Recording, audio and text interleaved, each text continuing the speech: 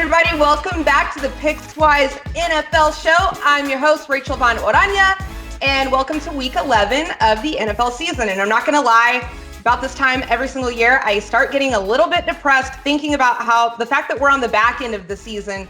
But we're not going to focus on that today. We're going to focus on making you some money and hopefully entertain you a little bit while we do it. So while I get my emotions together, make sure that you like, subscribe, leave a comment down below, whether you're watching on YouTube or you're listening to us via Spotify. We really, really appreciate you, and we love to hear from you, okay? Now, before I introduce my guest today, I just want to mention that no, Jeff didn't leave the show. I didn't kick him off. He's not running away from me. He's not MIA. He's a very, very busy man. He's doing some coach stuff right now, but he is going to join us later on in the show. We're going to cover Thursday Night Football with him, Monday Night Football, of course, the parlay, the dog of the week, all that good stuff. Now, let's get to it, okay? I'm super duper excited to introduce today's guest on the show because, well, to be honest with you, in a world where a lot of people just are not comfortable being controversial, this is one of the industry's and sports talk radio's most controversial men. He's outspoken, he's ballsy, from Philly to Houston, somebody I have followed for many, many years, host of the Josh Innes Show on ESPN 97.5 here in Houston, Texas, host of the very successful Twitch live stream show and podcast, The Josh Innes Show, leader of Just Nation, went 3 for 3 from downtown. Most importantly, is a fellow degenerate. Ladies and gentlemen, I give you Josh Innes. Josh, thank you so much for being on the show today. How are you? Good. And speaking of being a degenerate, I was gambling on tennis earlier on my bookie. Yeah, tennis. I know nothing about tennis. Or actually, I've gambled on table tennis recently. Like, I'll be up at night and I have nothing going on, and I'll see table tennis, and then I'll just bet on table tennis, which I've done decent. Wow. So as far as degenerates go, I think I can top you guys potentially. I might be the king of the degenerates here. I love it. Well, that's why I brought you on. We're going to help some people make some money, hopefully, and not on table tennis, though, on NFL. Before we get into our previewing the games of Week 11, Josh, a lot of stuff happened this week in the NFL, okay? But I want to talk about the catch. You know what I'm talking about, the Hail Mary to DeAndre Hopkins. And I heard you talking about this a little bit yesterday, and I was thinking about it over the weekend as I'm watching it happen, Josh. Who is more butthurt by this phenomenal catch that D-Hop made? Is it Bills fans who it actually happened to and cost them the game, or is it Texans fans? It's Texans fans because they haven't gotten over the fact that Bill O'Brien got rid of DeAndre Hopkins. But, like, I don't know if in their minds they think if they still had DeAndre Hopkins, they would be better than 2-7. Maybe. Like, here's what I explained to people about that. Yes, it sucks for the Bills, and the Bills are used to bad things happening to them. So that's kind of their thing. The Texans, I think what happened with them with this is they've convinced themselves they'd be better had they had Hopkins, and they wouldn't be worse if they had Hopkins, but they're not a contender if they have him or they don't. The issue you run into with Hopkins and the way people are reacting to it is, this is where I don't think they're looking at it fourth dimensionally. If you look at it fourth dimensionally, if Bill O'Brien doesn't trade DeAndre Hopkins, they may have another win or two. Maybe they win that game against Minnesota. Maybe they don't fire him after Minnesota. Maybe they're 4-5 right now, and they don't fire O'Brien. So if you look at it fourth dimensionally, yes, it sucks, and yes, they're butthurt. To answer your question, they're extremely butthurt over it. They may never get over it, but what they don't seem to understand is if Hopkins were still here, they're not a contender, and they probably still have one of the worst coaches in the NFL. So let the Cardinals have their moment, but understand that this is a good thing for the Texans that they don't have Hopkins, because having Hopkins would equal still having O'Brien. So it is what it is from that regard. I do feel bad for the Bills because their fans are some of the most loyal people you have there. And that is a ball buster of a loss. I feel bad for the gamblers on that. Like other than the loss, other than Nick Chubb being a jag and running the ball out of bounds, that's one of the bigger ball busters of a way to lose in that game. Yeah, I agree with you 1,000,000%. We both live here in Houston, Texans. We both have suffered through this franchise for years. The last thing anybody needs is Bill O'Brien. And so it's a blessing. Now, anything else stood out to you about Week 10, Josh? I mean, you know, the NFC East, they're still trash. Drew Brees went down. Like, what was the highlight of the week for you?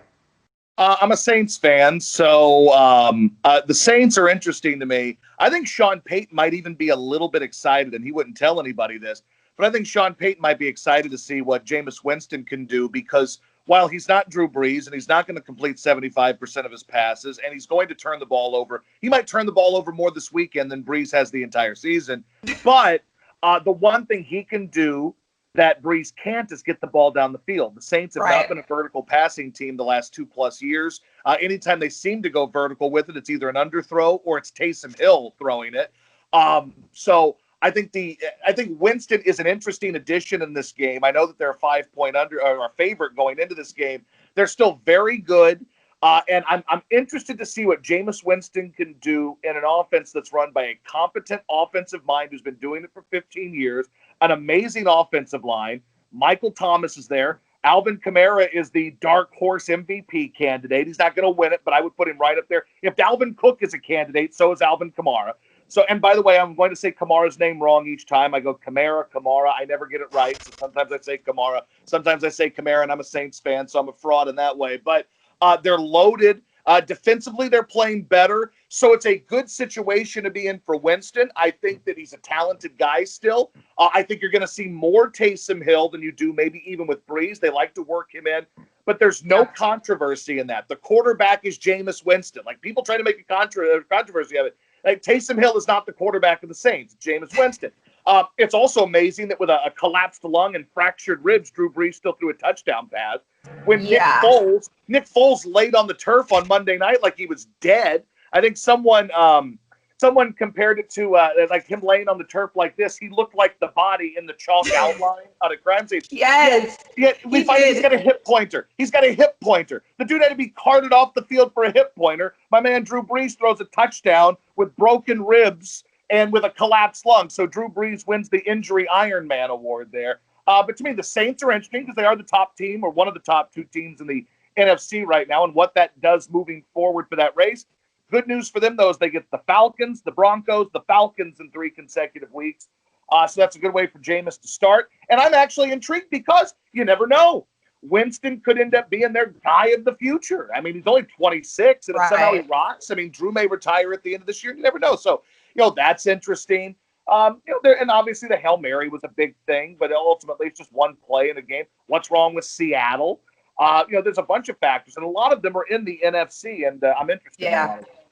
Yeah, for sure. You nailed it on the head. And I think I read that, doesn't Drew Brees already have a CBS contract lined up for next year? Is that not a guarantee that he's retiring? It's always there. I think I don't know if it's NBC, CBS, or wherever, but I think people just assume he's going to be on television, and I think they offered him one prior to this year. Now, who knows? Maybe he's hurt. He comes back next year. I don't know. Like, I know that Brees is not throwing the ball down the field, but he's still completing passes at like a 75% rate. That's why Alvin Kamara is an MVP candidate because he throws a lot of stuff underneath to him. He's done it without Michael Thomas this year, so who just came back 2 games ago and really hasn't made much of an impact. So, I don't know if he's going to retire, but people are very critical of his inability to get the ball downfield, and it's fair. People should be looking at the fact that this dude's out here kicking ass at 41, 42 years old and still has a team at 7-2 right now, and they don't suck. So, but that's to me, they're the most interesting story moving forward in the NFC,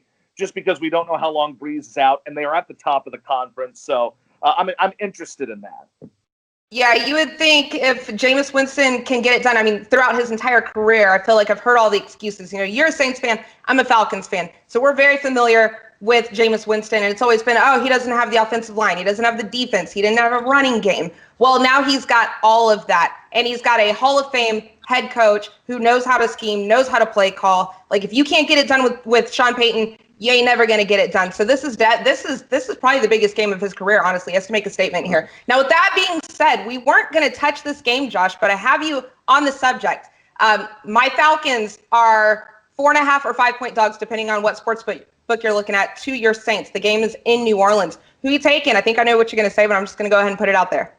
I think I don't know. I'm weird about this game. This could be a game that I don't think the Saints are going to lose, but it could be one of those games like they played earlier this year with the Bears rather, who are an inferior team, the Chargers, who are an inferior team.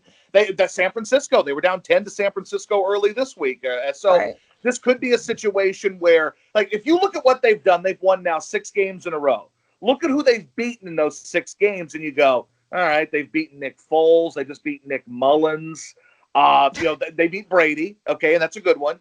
But they've beaten Carolina, I think, in that stretch. I mean, they've really beaten some dogs in there as well, and they've struggled to beat some of these dogs. They had to come back and beat the Chargers, who lose to everybody. So this is a weird one.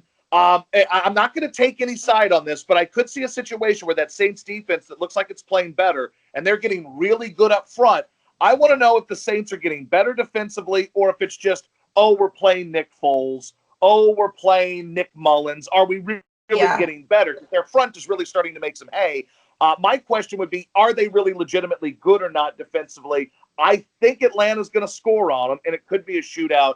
I would look potentially at an over in that one. But side-wise, I mean, this could be a game the Saints win by a field goal. So I wouldn't touch it in that regard, but I would probably look at the over in a game like this. I could be wrong, but that's the one I have the most interest in that game, which I don't really like to bet on games that involve the Saints anyway, because I hate betting on teams I root for, especially if I don't think they're going to cover. And you're talking about getting burned. I did this with LSU a couple weeks ago when they played Auburn.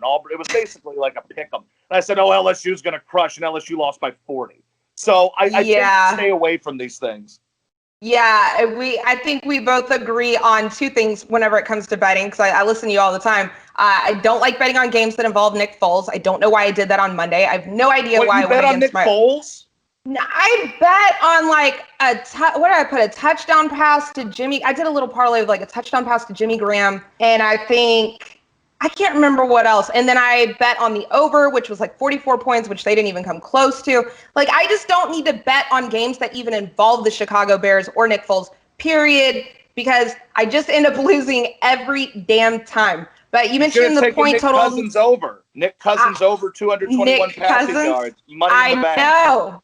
I wish I would have, but who would have thought it? I wasn't sure because, I'm like, well, clearly the Vikings are probably the better team, but he doesn't win on Monday night. So I was just like, what do I do? But he doesn't have to throw for 221 yards. I could argue if he lost, he'd still throw for it because you're trying to rally. So that one I liked. I hate Nick Foles. I think he's terrible.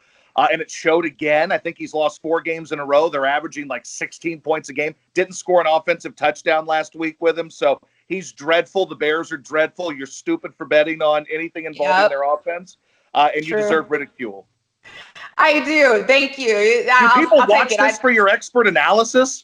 I wouldn't tell people that you bet on Nick Foles.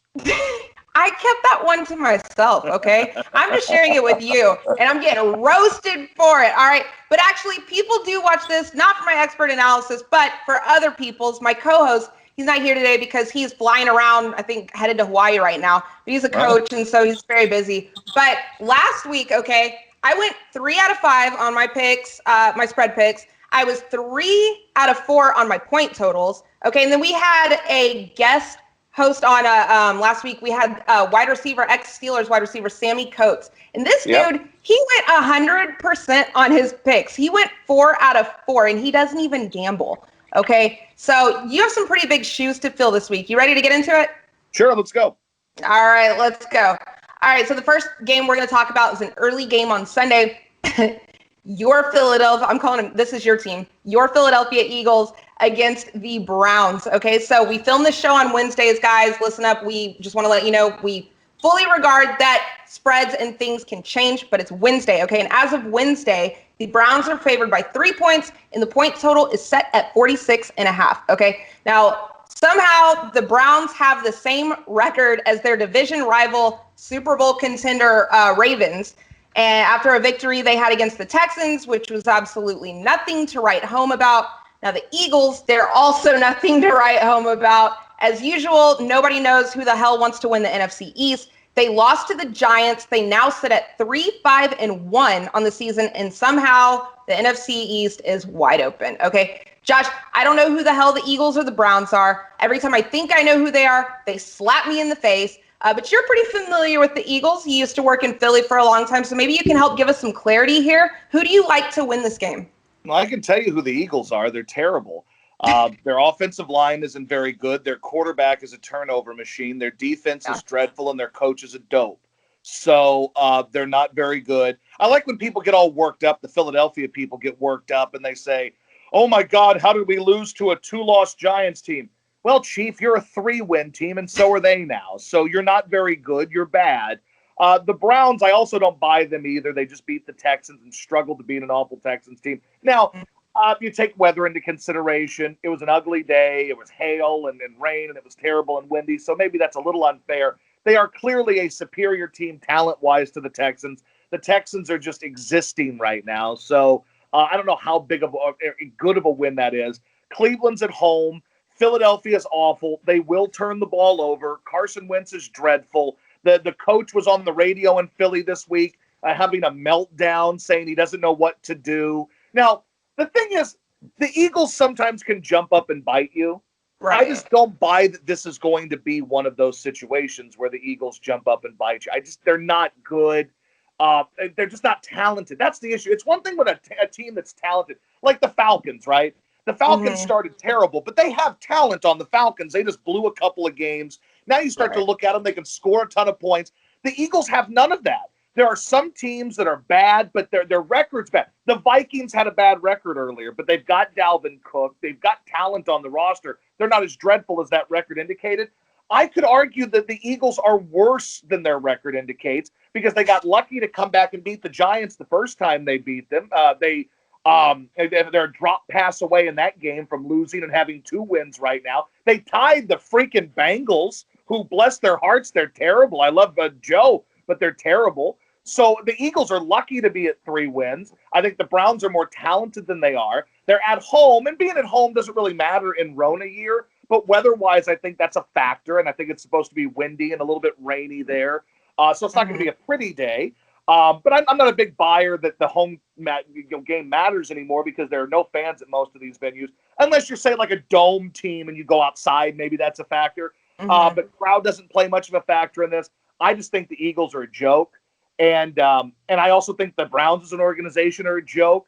But I would lean towards them. I think they're going to be able to run the ball on the Eagles. The Eagles are just not good defensively. I think they're going to set it up like they did against the Texans and say, let's feed Nick Chubb and let him work. And I think they're going to grind it out that way. And while I don't love this one, it's not one that maybe I'd look at and say, oh, boy, it's a home run pick. I would go Cleveland in this one just because the Eagles are a cluster and they're a joke. And I think they're going to lose again. Yet somehow they're going to win this division at 3-12-1. Or whatever, 3-13-1 or whatever the record would be. But, yeah. No, they're awful. I'll take the Browns, but the Browns are nothing special either. Okay. What about the point total? It's 46.5. How do you feel about that? I think both teams have a chance to get into the 20s. You look at what the Eagles do. When the Eagles win games, they're having to rally. I know their most recent game against the Giants wasn't a huge point total game, but a lot of times the Eagles find themselves down and have to rally, and Carson Wentz starts airing it out. No, what I'm saying is that we're dealing with the Eagles. They tend to be at their best whenever they're losing, and they just let Carson Wentz air it out a little bit. So maybe they get a couple of things late. But yeah, I wouldn't touch it. But if I have to give you one, I guess, and I hate taking unders. Like, there's one thing about me is I don't bet unders. I cannot watch a football game and root for something to not happen. It burns me a lot of the time. That's the reason maybe I'm not a great gambler, but I cannot bet on unders. Who wants? It's like it's almost a sin to sit there and say, "Boy, let's watch a sporting event and hope people don't score." Who does that? They're monsters. I agree. I guess I'd go with I guess the under. I guess. Okay. That's the best I could do for you on that one. That's fine with me. I'm kind of in the same boat as you, where I early on in the season, I'm taking the over just all the time because that's how everything's geared in the NFL right now, with the referees throwing flags on every damn defensive play. You can't touch the quarterback without a flag being thrown. It's just offense, and these spread offense now. The college system is infiltrating the NFL. Like, it's just all about offense. So I was making a lot of money early on with all these overs, but now as we get later on in the season, you start to see that come down and come down. So I'm going to go with you on the under, especially because we just watched the Browns play the Texans last week. And, the Eagles defense, like I said, is nothing to write home about, but they're better than the Texans defense. And that's all that they could do against a crappy Texans defense. Like, come on now. I'm going to go with the under on that one as well. I'm actually taking the Eagles to win this game, and I don't know why. It basically just pans out to be, I would take them. Yeah, I'm going to take them because they're healthier. They're supposed to. I feel like pride is on the line. I feel like we're getting to a point now where we might start, is Jalen Hurts going to come in? Like, I don't know. Like, you guys are fighting for jobs right now. This is ridiculous. You have to win this game. You have to. And the Browns they're not the Kansas City Chiefs. So it could be done. I'm going to go with let's remember this about players getting healthy.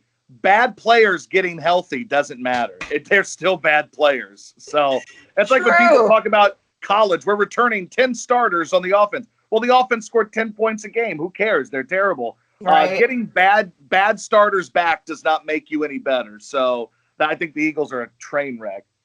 Yeah, they really are. They really are. So, well, there you have it, guys. That is Eagles, Browns. Josh is taking the Browns to win this game and the under. I'm taking the under as well, but I'm just going to roll with the Eagles because I don't know. I don't trust either one of these teams. So there you go. There you have it. Leave a comment below. Let us know what you think. Who's crazy, me or Josh? All right, Josh. Now we're going to roll right into the next game. We have the Chiefs at the Raiders. Okay, Sunday Night Football, prime time. The Chiefs, they are favored by 6.5 points over the Raiders in Vegas. And the point total is set at 56.5. Now, the Chiefs, they're rested, right? They're coming off of a bye.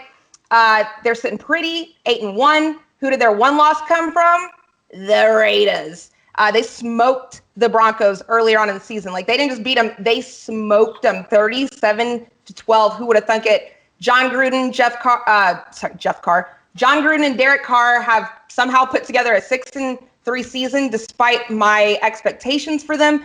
They're also 6-3 against the spread. Josh, do you think the Raiders pull off a repeat against the Chiefs, or do they at least cover 6.5? Andy Reid off a bye. They lost to the Raiders earlier. The Raiders talked a little ish over it. The Chiefs are going to destroy the Raiders this weekend. Ooh. And that's another one. I know it's on the road, but it's not really on the road. You're in a dome stadium. There's no fans. They're going to go in there and they are going to maul the Raiders. The Raiders were feeling themselves after the game. And there might not be a better coach, maybe Belichick, maybe Sean Payton. I don't know who's better off a bye than Andy Reid, but he's a king off of a bye. And it's a team that beat them earlier. Mahomes knows that. They know that. This game doesn't require a lot of breakdown from me. The Chiefs are going to kick the hell out of the Raiders this weekend. Raiders are okay. They're not bad. They squeaked by in that game in the snow against Cleveland. Last week, they pulled away, but I don't think they're anything special. They got beaten pretty good in the fourth quarter at home by a good Tampa team. The Chiefs are better than that Tampa team. That was at home they did that. So they may keep it close for a while, but I think you're going to see a situation where Andy Reid, who's a brilliant coach off the bye, is going to just shame these guys. I'm taking Kansas City. What is it? -6, -7, whatever it is. I'm taking it, and they're winning this thing, and they're winning this thing by at least 10. Okay, I like that you threw that extra little wrinkle in, at least 10. So if you guys want to sell some points there, you can. I'm going to go ahead and give my pick. I'm going to take the Chiefs as well, basically for all the reasons that Josh just said. And look, Pat Mahomes, he ain't getting swept by nobody, especially not the Raiders. The Raiders are really good. They can run the ball. Maybe in a year or two, they could actually continue, in my opinion, to do this if they continue to. I think Derek Carr is playing underrated this season. You don't hear anybody talking about him, but that dude is taking care of the ball, and you can do that. It's easier for you to do that when you run the ball so well and, play action, all that good stuff. So, yeah, definitely the Chiefs are going to win this one. The spread I was a little more weary of than you are, but I'm going to take them to cover that as well. The point total, 56.5. Too high or too low? The Chiefs are probably going to get into the 30s. So it's going to be a matter of, could it be a 35-21 type game? Maybe. But I also think this could be a situation where the Chiefs defense, this is one that I have a tough read on the over-under on this one. Mm-hmm. I'm more confident in the spread. And spread-wise, I think they're winning by at least 10, but over-under, it's tough because I think the Raiders are going to score a little bit. The Chiefs' defense isn't amazing. Right. So it basically comes down to this. If the Raiders can – what's the over-under, 56.5, you said? Yeah. If they can get to 24, if the Raiders somehow get to 24, they'll hit the over. Anything below 24 in points for them, I don't think the over is going to hit. So if you're a believer that they can get three touchdowns and a field goal against the Chiefs, then take the over because the Chiefs are going to beat them by 10. It's just a matter, 10 or more. It's just a matter of whether or not they can get to that point. So I ain't you know what? I know I'm not trying to waffle. I'm not touching it, but I will tell you this. Chiefs by at least 10. They're kicking their ass this weekend. And if you believe that the Raiders can get to 24, take the over. If you believe they can score 24, take the over. I think they can. They are at home. So just because it's two very offensive-minded teams, I guess I'm going to roll with the over as well. So we'll see what happens. So Josh and I both have the Chiefs covering the 6.5 spread. Where Josh is waffling on what he's going to pick. He's probably going to bet on the over at halftime, which would probably be the smartest thing to do in a game like this. Just be a live bet. I like live betting. Bet. That's my favorite thing to do. You wait for a team. Like a couple of weeks ago, Florida, who was I believe a 3-point underdog against Georgia. They were down 14-0 early. And then I just jumped in and said, well, the live spread was plus 14 at the time. And I was like, I'll just take Florida plus 14 now live. And of course, they won by like 100. So it was a good bet. So sometimes taking the live bet, seeing how it kind of pans out over the course of the game is a good play. Live bets, prop bets. I've been getting into a lot more of that, yard plays for quarterbacks and running backs and stuff like that, as opposed to just jumping right out in front of it and putting the play in, early. Yeah, same here. All right, guys. Well, there you have it. There's our picks for the AFC West matchup right there. Josh and I both have the Chiefs. I'm taking the over. I'm just going to say Josh is taking the over, but he's probably going to bet it. Like I said, live bet. I'll live it. He will live it. Let us know in the comments below what you think. You got the Chiefs or you got the Raiders? All right, guys, it's time for the Pickswise Parlay of the Week. We are going to help you build a parlay that hopefully everyone involved can win money, and Christmas will be great this year, and happiness abounds and overflows throughout the land. All right. Now, it wouldn't be our parlay of the week, however, without my guy, my better half on the show, Coach Jeff Reinebold. He's not here with Josh and I right now, but it's okay because we got his answer earlier, and we recorded it, and here you go. Here's Jeff's pick. Well, I'm going to shock you with this one. Okay. I'm going with a team that has taken over for your Falcons as the team most likely to lose a game if they're winning in the fourth quarter, and that's the Los Angeles Chargers. I'm going to take over the Jets, but I'm going to make it a money line. I'm going to hedge it a little bit because it's an 8-point spread. But I tell you what, I just think that they can't. I mean, they've exhausted the ways to lose a game. My guy, Ty Long, the punter, dropped a snap and got a punt blocked last week that led to a touchdown. So I think they've gone about through the dictionary of ways to lose football games, and I look for him to bounce back. And I really, really like that young quarterback, Herbert. I think he'll roast that New York Jets secondary. Yeah, last time I checked, Justin Herbert was tied, I think, with Joey Burrow for potential rookie of the year. The odds on that prop bet there. So I love your pick there. We know he can definitely sling it. They can run the ball. Defense plays very well sometimes, but they do. They're right there with my Falcons on blowing games. So I love your pick for them to bounce back though. There you go. All right, Josh, welcome to the Pickswise Parlay of the Week. It is time for your choice. Who you got for us? Seattle -3. I'm looking at what they've done the last 4 weeks, and they've been pretty dreadful after Russ Wilson was on pace to be the MVP and throw for 100 touchdowns. They blew that game to the Cardinals. It's also, you want to look at that. This is a bounce back, kind of a rematch matchup for these guys as well. But you've got Cardinals, they lose to. They've got Bills they got embarrassed by. And then last week they were dreadful offensively against the Rams team. It's pretty good. I know it's Thursday night action. I get that. But if you're looking for a lock and you want to get this thing in now, Seattle is the answer. They've lost 3 of their last 4. They cannot be happy about the way things ended against the Cardinals. I believe it was a 10-point lead. They blew that, sent it to overtime. Russ ain't going to lose again. I can't see Russ playing that poorly for that many games in a row and turning the ball over. I know they got health issues. Seattle -3. If you're looking at all the games this weekend and you say, what's the closest thing to a lock you've got there? I can't bet against Russell Wilson again. He can't be that bad again. Seattle is what I'm looking at, -3. I agree with you 1,000,000%. It doesn't matter what year it is or how good or bad each one of these teams is. They always seem to play each other really hard. But I don't think Russ is getting swept by nobody, no matter how bad his defense is. It ain't happening again. I'm with you on that. Another OG quarterback that I'm really, really keen on is Tom Brady and the Buccaneers. They've been embarrassed twice already this season. I don't think it's happening again. They're at home against the Rams. Okay, and I'm both really good defenses, very, very good defenses, good offensive-minded head coaches, but I don't trust Jared Goff, and I just don't trust him. He just beat the Seahawks. That was a huge game for them. I think it's too much to ask for them to have to fly east, go all the way to Florida, and beat Tom Brady after just beating Russ. I ain't happening. I'm taking the Bucs over the Rams. All right, guys, there you have it. That's our Pickswise parlay of the week. Jeff has the Chargers. I have the Buccaneers, and Josh Innes has the Seahawks over the Cardinals. Hope you make some money. Good luck.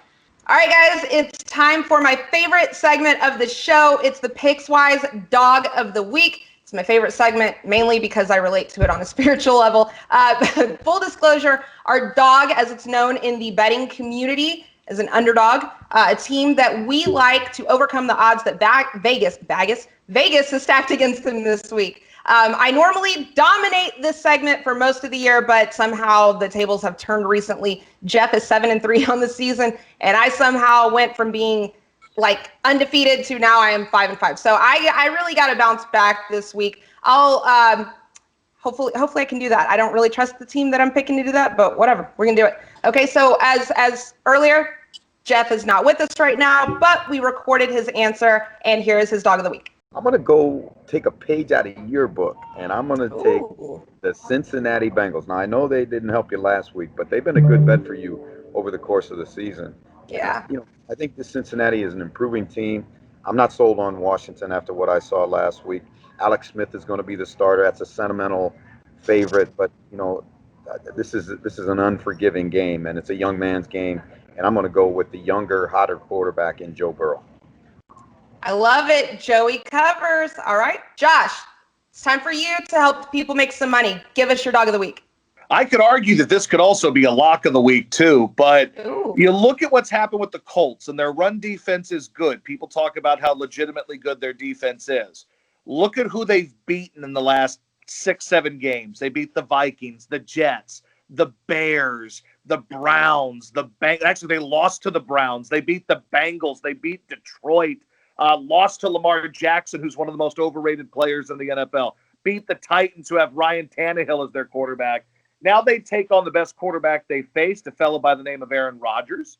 And this just feels like the kind of game where basically anytime I can get money for Aaron Rodgers, especially against a team that I'm not totally sold on, and Phillip Rivers, his Spurs are going to jingle and jangle, and he's going to turn the ball over a couple times. He's played too clean the last, he's played pretty clean the whole year. It's been pretty good. But I'm going to go with the Green Bay Packers and Aaron Rodgers. Money line is my dog of the week. I know it's not much of a dog, but hey, I think it's plus 120, something like that right now. So put in $100, win 120. It's always good to bet on A-Rod, especially when he's clearly the superior quarterback in the matchup. I will take Green Bay plus whatever that number is in terms of the money line and take them to win. They're actually +2 for me on the sportsbook that I have open right now. So, and it's plus 110. So I love your pick right there. My dog of the week is, I can't believe I'm saying this, but I'm picking the Jets as my underdog. I think they're 8.5-point dogs right now to the LA Chargers. And it's plus 335. No, look, they're not going to win this game, obviously. But Joe Flacco came in last week, and against a pretty good Patriots defense and Patriots secondary, he looked like 2014 Joe Flacco and kind of blew my mind there. I think that he's injected some life into the offense, And for that reason, they are not going to win this game, but I do believe that they're going to cover. So there you have it. That's the Pickswise Dogs of the Week. Josh has Green Bay, Jeff has the Bengals, and Joey covers. And I am, for some reason, picking the Jets. So thank you for that, Josh. Josh, thank you so much for joining us on the Pickswise NFL Show. I've really, for a long time, I've been following you. I don't get to see you very often, even though we work at the same radio station. But I've been looking forward to this for a long time. I'm a big fan of yours. Thank you so much for coming on the show. Will you let everybody know where they can find you and your shows? Give us some shameless self-promo real quick. Well, I'm on Twitter. It's just at Josh Ennis Show. And on Twitch, twitch.tv/The Josh Ennis Show. And, of course, if you search podcasts on Apple, Spreaker, Stitcher, Spotify, Google Music, or Google Podcasts, wherever you find podcasts, iHeartRadio, radio.com, just search The Josh Ennis Show, spell it INNES, obviously. And then I'm on Twitter at Josh Ennis Show, and Facebook, The Josh Ennis Show. So anywhere, any social, Instagram, all that, just search The Josh Ennis Show. Anywhere you get podcasts or Twitch, search The Josh Ennis Show, and you'll find me. All right, there you have it. That's Just Nation. Thanks again, Josh. Appreciate you. Guys, stay tuned for Jeff and I. We're going to talk a little Thursday Night Football and Monday Night Football. All right, Jeff Reinebold, man on a mission. Where the heck are you right now? I'm on a mission right now to get home. I'm flying from Phoenix to Kahului, Maui, and then from Maui to Hilo tonight. But I'm in the Valley of the Sun, and it's apropos because we got the Cardinals and the Seahawks on Thursday Night Football. We do. We have the Cardinals and the Seahawks. It's an NFC West matchup. I'm really excited about this. Few people know this about me, Jeff, but actually I grew up as a child. My very first favorite team was the Arizona Cardinals, and I consider them near and dear to my heart, kind of like my second favorite team. And they just had that huge win against the Bills, right? So that just amps up this game even more with that Hail Mary to DeAndre Hopkins. Look, Thursday Night Football, okay? Prime time, first time in a while that I think we've had a Thursday Night Football game that was worth watching. The Seahawks, they were initially favored by 5 points. It's now down to 3.5, and the point total is set at 57.5. The Seahawks lost to the Rams. Kind of blew my mind there. That was one of my guarantees of the week, so they made me liars. They lost to the Rams 23-16. They've now lost 2 in a row. Russ is not cooking, and they've kind of lost their hold on the division. Now, the Cardinals, they pulled off that incredible win over the Bills. Kyler Murray with the Hail Mary to D-Hop. Like I just said, everybody has seen it. If you haven't, you're living under a freaking rock. It was amazing. The last time these two met, it was also a great matchup. In fact, throughout history, Jeff, I feel like this is always a great matchup. It doesn't matter if the Seahawks are a bad team, if the Cardinals are a bad team, and the Seahawks are on a Super Bowl run. Either way, it seems like these teams always, no matter what, they get up for this game and they make it a fight. The last time they met, though, the Cardinals won 37-34. Jeff, how do you see this game going? Well, Rachel, it's amazing. This game opened at 5.5 for the Hawks, and I when I saw that spread, I was like shocked. Like I thought, maybe there'd been a COVID outbreak or something that happened in Arizona, because when you look at this thing, you talk about Russell cooking. Well, since he's copyrighted that little slogan, "Let Russ cook," he is now 0-3 as a quarterback. So he ain't cooking, or he's in the wrong kitchen, or something's going on in Seattle. But it doesn't help that you got a defense as leaky as their defense is, and they got Jamal Adams back. That was supposed to be a big plus. And still, they were just really, really not very good against the Rams. So I like the Cardinals in this one. I really do. I think that, especially now going up to Seattle without the 12s, it isn't the same trip that it used to be when teams would go in there and that wall of noise that they would hit when they came out of the tunnel. So I like Arizona. I think they're playing good. They're playing with confidence. And Kyler Murray is he is amazing. He's a magician with the football. Yeah, he is. He has also, talking about making me a liar, Jeff, he's made me a liar. I did not have high expectations for him coming into the league. I honestly thought he was too small, just like a lot of other people did. But His height doesn't seem to be hindering him at all. You know, he just kind of gets around his offensive lineman a little bit and then makes those throws, but he can also make them through from the pocket. And he has just turned out to be such a good quarterback and paired so nicely with Cliff Kingsbury. Look, Russell Wilson has been throwing some interceptions, and that's kind of par for the course whenever you have a defense that is as historically bad as the Seahawks defense is, and now his running backs are injured. He literally is just having to put the ball in the air so many times. It's increasing the chances of getting those interceptions, right? But also, I can't blame everybody else for his faults right now, because he did make some dumb mistakes. And I watched last week, I see DK Metcalf open several times, but I guess because Jalen Ramsey had him locked down so much earlier in the game, he just quit looking his way. And I'm just not used to seeing this from Russ. So I'm going to be honest with you. The Cardinals took the last one, and I feel like these are two very, very well matched up teams. It's divisional.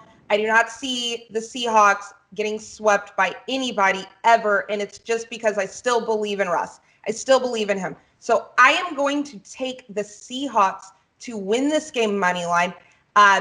It's just 3 points. I think it's going to be very close, just like it was last time. I don't know how confident I feel about the spread, but I'm going to take the Seahawks money line for sure. Now, how do you feel about the point total? It's pretty high. It's 57.5.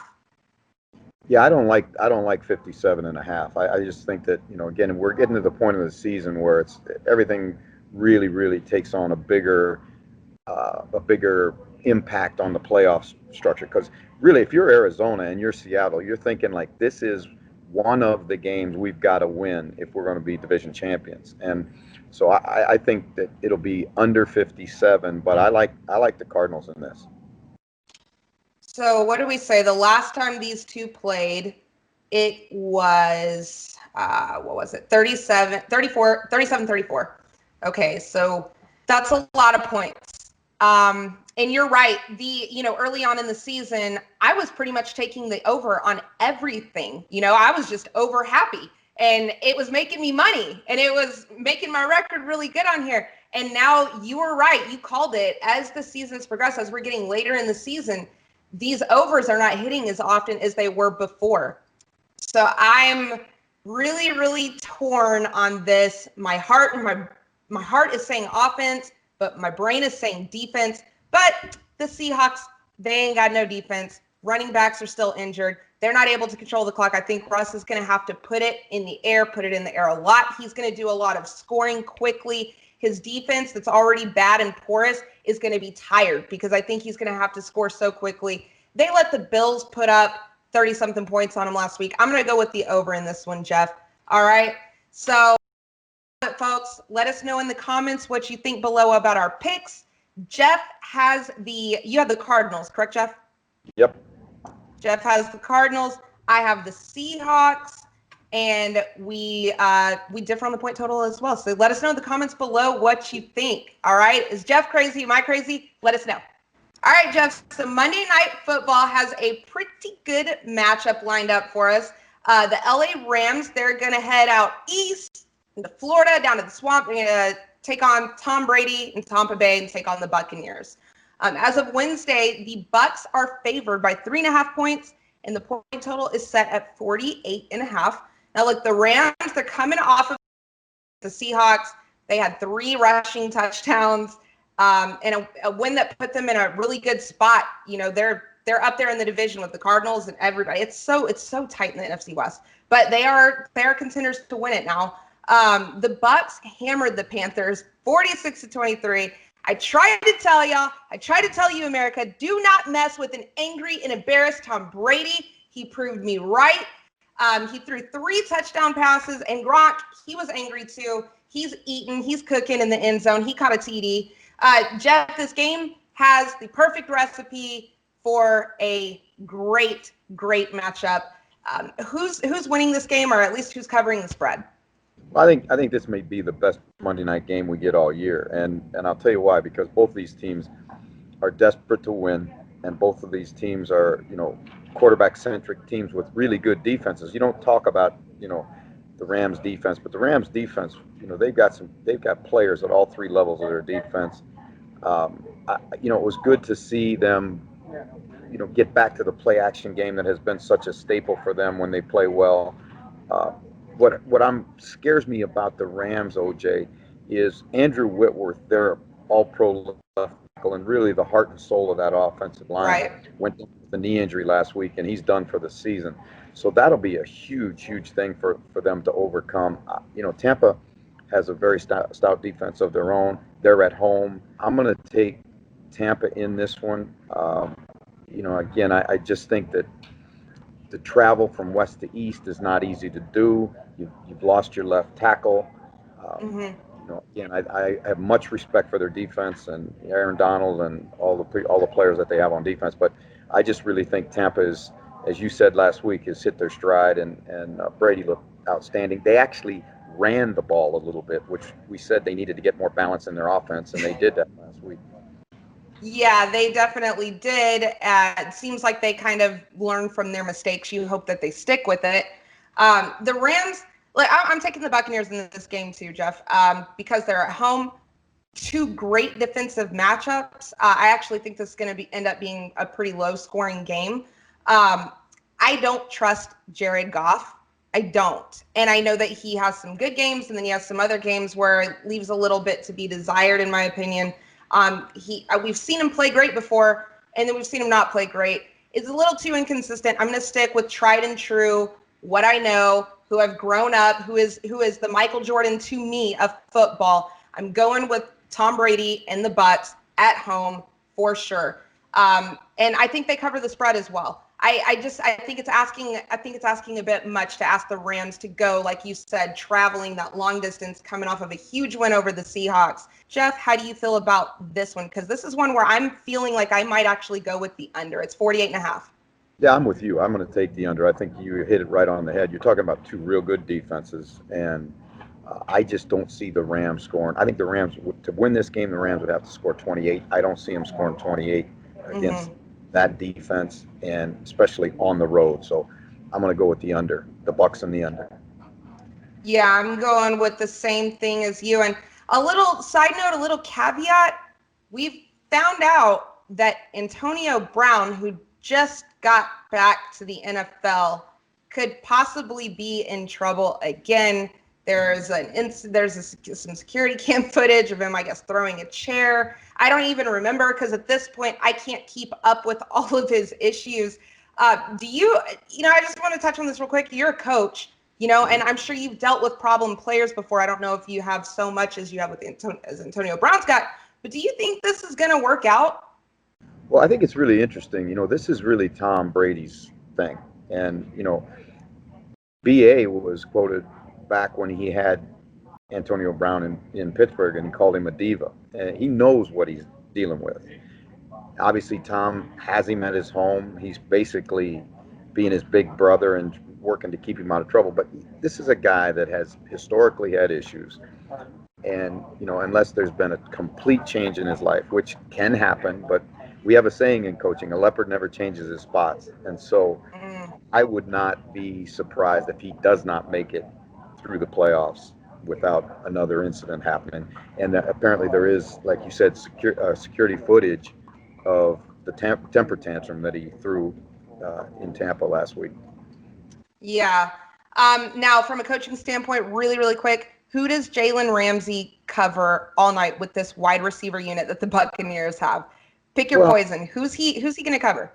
I would say Woods would be the guy Williams would be the guy I put him on. But, he's so dynamic. He's such a great guy, great cover guy. He's big enough. He's one of the few DBs that you might put on Gronkowski if you feel like in the red zone you need a matchup that way. So I think it's going to really be interesting to watch and see how the defensive coordinator and the staff at the Rams handle all the weapons that Tampa Bay can roll out at you. And, again, but on the other hand, the Rams aren't without, Cooper Kupp came back last week, and that was like an injection of, excitement into the offense, because he is one guy that I think makes it really difficult on Tampa. Yeah, for sure. Thank you for that, Jeff. I know we don't normally go into that after we do the point total and the spread, but I just wanted to kind of throw that in there. I've been really big into prop betting lately, so I'm trying to figure out, am I going to take Gronk, over under touchdown and a half? Am I going to, who am I going to pick? So the Jalen Ramsey thing in there, that really bothered me with who I'm going to take as a receiver for the Bucks to guarantee some, a touchdown from. So thank you for that. Guys, let us know in the comments below what you think. Is it going to be Tampa Bay and the Bucks, or is it going to be the Rams? Comment below. All right, Jeff, before you go, we have to, as always, get in our Pickswise locks of the week. And your lock of the week won last week. You had the Saints covering, and they sure did. And I'm pretty sure I picked the Bengals. I think I did to just keep up with the Steelers, and that didn't happen. So props to you. Maybe we can do it again this week. Maybe we can both hit on this week, okay? Jeff, give me your lock of the week. Well, I'm going to take a team that's won 5 straight, and that's those Miami Dolphins. And they're going to Denver. This was a crazy one, OJ, because it opened with Denver a 1-point favorite. Vegas has moved the line now to 3.5 or 3 for Miami. If you can get 3, take it. Now, the problem is that Drew Lock, the Denver quarterback, has a rib injury, and we won't know until later in the week about his health. If he's not going to play, the line's going to move again. So if you're a bettor out there and you want to lock this in, lock it in now and take the Dolphins. I just think that they're a hot football team right now. They're 3-0 since Tua's taken over at quarterback. They're playing good defense. And again, they're starting to get healthy, and that I think headed down the stretch is really, really important. So I like the Dolphins in this one. I like the Dolphins as well. Love that pick. Tua is getting all the headlines, but that defense has been quite a story as well. And I'll just tell you this, they have served me very well in fantasy football. So I love your pick, Jeff. And I love that you threw in that caveat. We don't know if Denver, what quarterback they're going to have because Drew Lock is injured. So just remember that, guys. Get a teaser, whatever you can do. If you can get Miami -3 right now, do it. I'm going to give you, I really struggled this week with what I'm going to pick as my lock. A lot of injuries, a lot of question marks around the league, right?